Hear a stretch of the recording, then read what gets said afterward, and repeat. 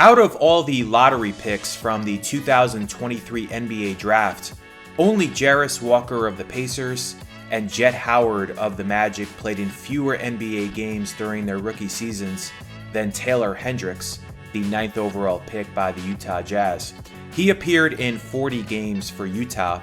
He also played in 22 games for their G League team, the Salt Lake City Stars, in the showcase and regular season combined.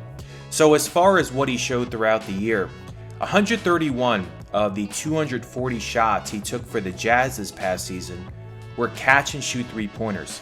93 were stationary, and 38 were on the move or relocation attempts. 74 of those 131 shots came from the three-point corners. That's 56.5% of those attempts.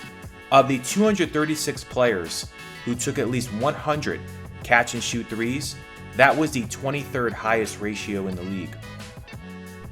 Overall on catch-and-shoot threes, he shot 38.9%, but from the corners, he shot 43.2%.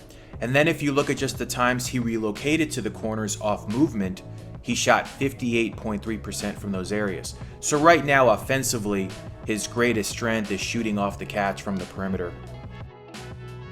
One thing that I thought was striking in the G League, particularly with Salt Lake, was how electric he can be in the open floor when his team is getting out in transition. In the G League, 31 of his 176 shots came in transition, and he shot 67.7% on them. 9 of his 21 makes in transition ended with dunks. Some compared Hendricks to Pascal Siakam coming out of the University of Central Florida. When you watch Hendricks go to work in isolation or when he takes a smaller defender into the post, which did not happen very much in either the G League or the NBA during his rookie year, there is a slight amount of resemblance. Now Siakam has become one of the craftiest in these situations because of his outstanding poise, patience, footwork, and touch. That spin move he has is elite, and he's a terrific post player because of those aforementioned attributes. But Hendricks has the potential to replicate some of those movements. This will be something to continue to keep an eye on to see if Hendricks can enhance his footwork, creativity, and craftiness going forward.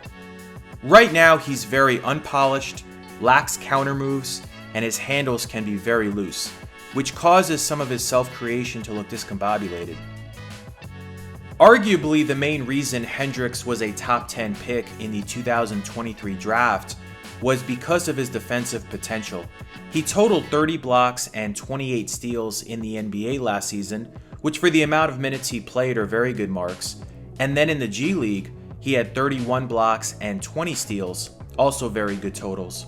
The thing that really stands out to me about his shot blocking is that almost always when he rejects a shot, the ball stays in bounds. Great shot blockers tend to do that often.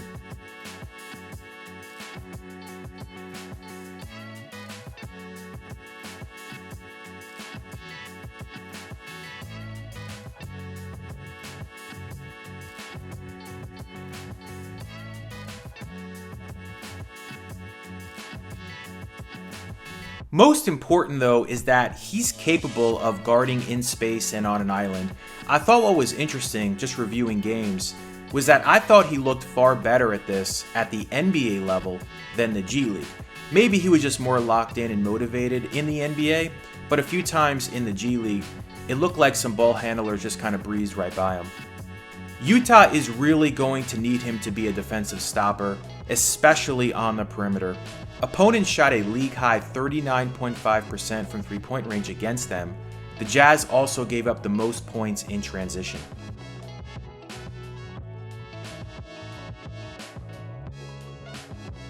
Interestingly, he started in 23 of the 40 games he appeared in for Utah.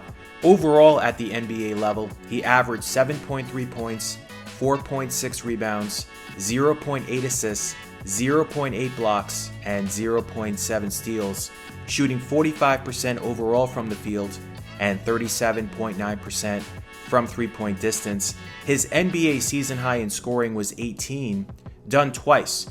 First against Sacramento on March 31st, and then again on April 2nd against Cleveland. So that'll wrap up this video. If you like this kind of content, please subscribe.